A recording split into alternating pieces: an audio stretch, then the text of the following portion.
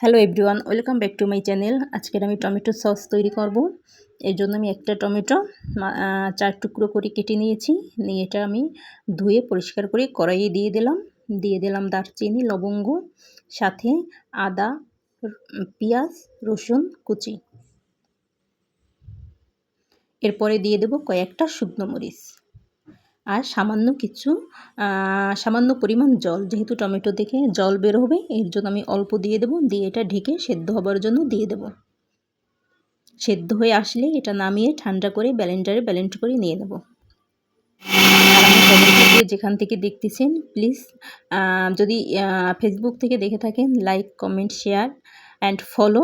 আর YouTube থেকে দেখে থাকলে একটা লাইক, একটা সাবস্ক্রাইব করবেন প্লিজ।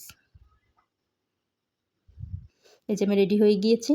এখানে আমি চিনি নিয়েছি আর নেব কর্নফ্লাওয়ার আর ভিনেগার। তা আমি কর্নফ্লাওয়ারটা ভিনেগার দিয়ে গুলিয়ে নেব। এখানে আমি বাড়তি কোনো জল দেব না, শুধু ভিনেগার থেকেই গোলাবো, মানে ভিনেগার দিয়েই গোলাবো কর্নফ্লাওয়ার। এরপর আমি কড়াইয়ে টমেটোটা দিয়ে দেব। দিয়ে এটা হালকা একটু নেড়ে চেড়ে এখানে আমি সামান্য কিছুটা চিনি দিয়ে দেব।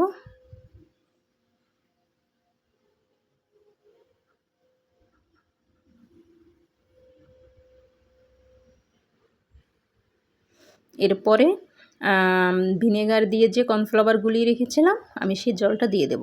দিয়ে এটা ভালো করে নেড়ে চেড়ে, এখানে আমি কিন্তু সামান্য লবণও ব্যবহার করেছি, সেটা দেখাতে ভুলে গিয়েছি।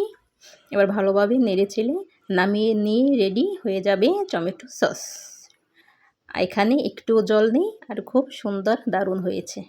এই যে অনেকটা সুন্দর হয়েছে। এটা কাচের বয়ম বা জারে সংরক্ষণ করে রেখে দিতে পারবেন। ওকে, থ্যাংক ইউ।